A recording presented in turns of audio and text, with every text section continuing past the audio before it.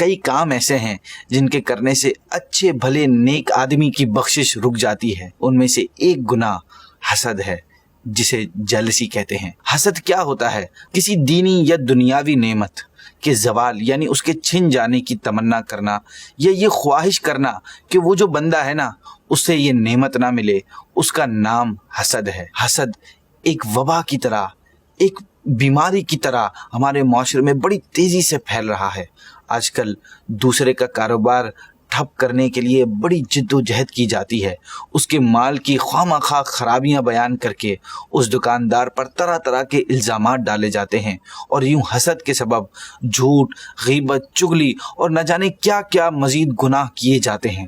ابو ہریرہ رضی اللہ تعالیٰ عنہ سے روایت ہے، نبی پاک صلی اللہ علیہ وسلم نے فرمایا کہ حسد سے دور رہو، کیونکہ حسد نیکیوں کو اس طرح کھا جاتا ہے جس طرح آگ لکڑی کو کھا جاتی ہے۔ یہاں پر آپ کو ایک اور نبی پاک صلی اللہ تعالیٰ علیہ وسلم کا فرمان سناتا ہوں۔ فرماتے ہیں کہ حسد ایمان کو اس طرح خراب کر دیتا ہے جس طرح ایلوا یعنی ایک کڑوے درخت کا رس شہد کو خراب کر دیتا ہے۔ استغفر اللہ، غور کریں کہ ایمان جیسی نعمت، ایمان جیسا treasure which is the most important treasure for a مومن، for a مسلمان، وہ تک ضائع ہو جاتا ہے۔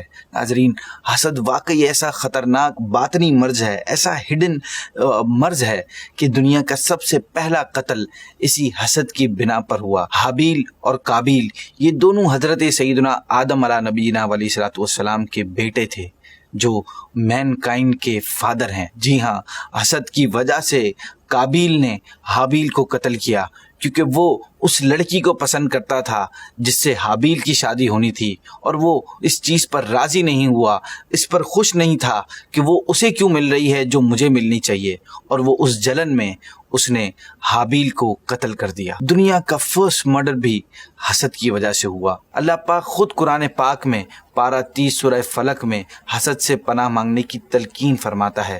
چنانچہ ارشاد ہوتا ہے وَمِن شَرِّ حَاسِدٍ إِذَا حَسَدَ۔ تو میک شور کریں کہ جالس نہیں ہونا ہے، حسد نہیں کرنی ہے، لوگوں کی نعمتوں پر خوش ہونا ہے، اور دعا کرنی ہے کہ اللہ پاک وہ نعمتیں آپ کو بھی عطا فرمائے، اور اسی کے ساتھ پیسفل وے میں زندگی گزارنی ہے۔